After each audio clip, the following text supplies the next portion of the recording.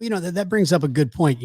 How do you keep people engaged, that your employees, how do you keep them on board, seeing the vision, working the vision, so that you can actually reach the goal that you have set, and plan your work your plan, that type of thing. So when you've got some, I mean, for lack of a better word, when you got some guys that are stalling, they're lazy, they're not bought in, if you will, whether they're getting bored, whether they're whatever it is. A lot of things happen in life and people just get kind of disengaged. So what do you recommend if you're a salesman? So you're not a manager now at this point. If you're a salesman, what are some tips, if you will, that you can say, hey, a regular car salesman, this is something that you can do that will get you back on board? You got any tips for them? Yeah.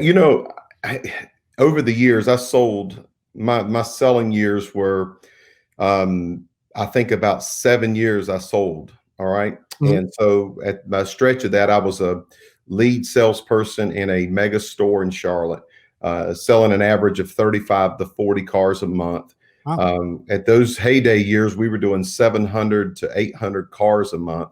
And so to have that kind of traffic, all it took was just getting out on the floor. Mhm. If you were in a little lag, or you'd been off for a couple of days, or something had come up, you had to get back into the pipeline, so to speak. And so I think that's the biggest piece, is that we're all going to have a salesperson, it's the highs and the lows, and being able to find the in between, find the steady Freddy, as I call it. And so you got to be able to measure that low moment where you feel like, all right, man, I'm not getting anywhere.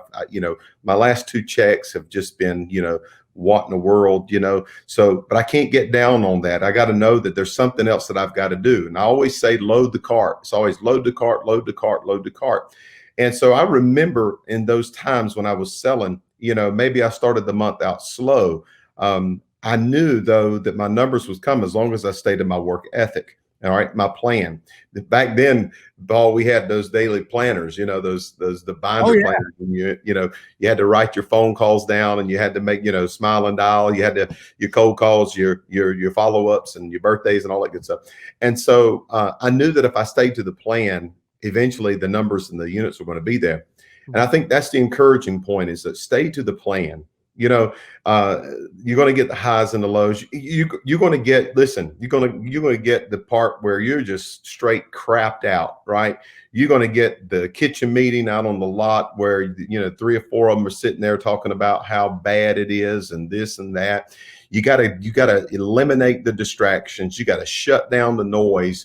You got to motivate yourself. All right. And so you can't wait for no one else to motivate you. You got to get motivated yourself. You got to get alone. You got to walk the lot, clear your head, go home, do something different, change something up in order to be able to get back into that fire, into that groove, into that steady Freddy. And that's always my encouragement. And I think a lot of it is that the voices in our head that get into us and then start messing with us, especially when we're down. It's easy to entertain negativity when we're down. Okay. It's a better man or better woman is best when they can encourage themselves and look up instead of looking down and getting ready for the next. And so that's always been my motivational piece there, and trying to just self-encouragement, man,